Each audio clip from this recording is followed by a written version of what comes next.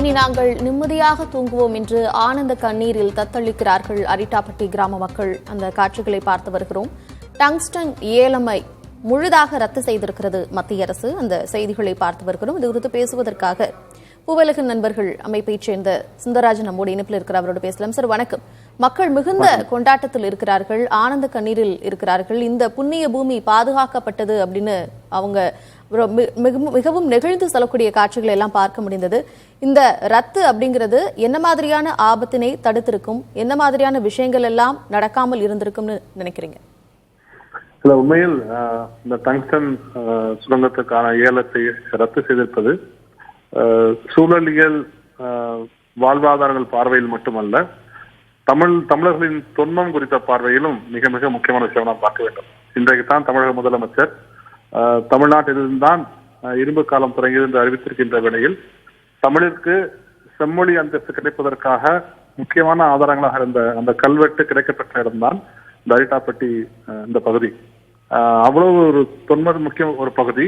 சூழலியல் பார்வையில் பார்த்தால் 7 அடுக்குகள் கொண்ட மலைத்தொடர்கள், 100க்கும் மேற்பட்ட நீர்நிலைகள், ஓடைகள், தடுப்பணைகள், பல நூற்றுக்கணக்கான அரிய வகை உயிரினங்கள் என ஒட்டுமொத்த சூழலியல் பார்வையிலும் மிக மிக முக்கியமான ஒரு பகுதி அரிட்டாப்பட்டி பகுதி.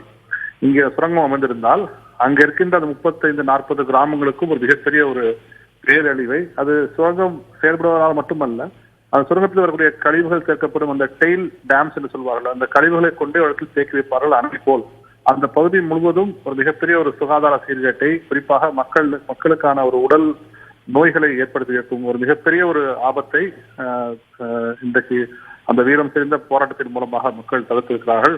எங்கள் அரிட்டாப்பட்டியிலிருந்து ஒரு பிடி மண்ணை கூட நாங்கள் அகற்ற அனுமதிக்க மாட்டோம் என்று அறிவித்து அந்த போராட்டத்தில் குறித்த மக்கள், அந்த போராட்டத்துக்கு உதவியாக அந்த மதுரை நாடாளுமன்ற உறுப்பினர், தமிழ்நாட்டின் பிற நாடாளுமன்ற உறுப்பினர்கள், தமிழக சட்டமன்றத்தில் அனைத்து கட்சிகள், குறிப்பாக ஒரு சூழலியல் விஷயத்திற்காக ஒருமனதாக நிறைவேற்றப்பட்ட தீர்மானம் அந்த டங்ஸ்டன் சுரங்க ஏலத்தை ரத்து செய்யணும் என்று ஒருமனதாக அனைத்து கட்சிகளும் ஏற்றுக்கொண்ட தீர்மானம். அதற்கும் மேலாக தமிழக முதலமைச்சர் அவர்கள், நான் முதல்வராக இருக்கும் வரை இந்த திட்டத்தை அனுமதிக்க மாட்டேன் என்று பிரகடனப்படுத்திய எல்லாம் சேர்ந்து ஒரு மிகப்பெரிய வெற்றியை மக்களுக்கு பெற்றுக் கொடுத்துள்ளார்கள். தமிழ்நாட்டு மக்களுக்கும், தமிழ்நாட்டின் முதல்வருக்கும், அரசுக்கும், தமிழ்நாட்டின் அனைத்து நாடாளுமன்ற சட்டமன்ற உறுப்பினருக்கும், அனைத்து அரசியல் கட்சிகளுக்கும், சமூக இயக்கங்களுக்கும் நாங்கள் பாராட்டுகளையும் நன்றிகளையும் தெரிவிக்கிறோம். மக்களுடைய உறுதியான போராட்டத்திற்கு கிடைத்த வெற்றியாக இதனை நாம் பார்க்கிறோம். தமிழக அரசு பல்வேறு நடவடிக்கைகளை எடுத்தது, தீர்மானம் நிறைவேற்றியது. இதனைத் தொடர்ந்து தற்பொழுது இந்த ரத்து அப்படிங்கிற விஷயம் வந்திருக்கு. நீங்க சொன்னது போலவே விவசாய பகுதி மற்றும் பல்லுயிர் மண்டலம் இதெல்லாம் ஒருபுறம் கருத்தில் இருந்தாலும், இன்றைக்கு பாஜக மாநில தலைவர் அண்ணாமலை பேசும்பொழுது சொன்னாரு, டங்ஸ்டன் அப்படிங்கிறது நாட்டிற்கு மிக தேவையாக இருந்தும் கூட இந்த திட்டம் ரத்து செய்யப்பட்டிருக்கிறது அப்படின்னு சொல்லியிருக்கிறார். டங்ஸ்டனுடைய தேவையாக என்ன இருக்கு? இல்ல, டங்ஸ்டன் நிறைய பொருட்கள் பயன்படுத்தப்படுது, நான் மறுக்கவே இல்லை. டங்ஸ்டனை யாரும் வேண்டாம்னு சொல்ல முடியாது. ஆனால் இங்க கிடைக்கின்ற டங்ஸ்டன் குறைந்த, லோ குவாலிட்டி டங்ஸ்டன், நிறைய இடங்கள்ல ஹை குவாலிட்டி டங்ஸ்டன் இருக்குது. இங்க கிடைக்கக்கூடியது லோ குவாலிட்டி டங்ஸ்டன். ஸோ இங்க பெரிய அளவில் அப்படியே ஒருவேளை டங்ஸ்டன் எடுத்திருந்தால் கூட நமக்கு பெரிய அளவில் பயன் கொடுத்திருக்காது என்பதை பாஜகவின் தலைவர்களுக்கு நான் தெரிவிச்சுக்கிறேன். நிச்சயமாக நாம் டங்ஸ்டன் இது எடுத்திருந்தால் நமக்கு குறைந்த தரம் கொண்டு டங்ஸ்டன் கிடைப்பது மட்டுமில்லாமல் அந்த பகுதியை மிகப்பெரிய அழிவை சந்தித்திருக்கும். அந்த வகையில் இந்த ஏலத்தை தடுத்து நிப்பாட்டி இருப்பது சரியான விஷயமா தான் பார்க்கிறோம்.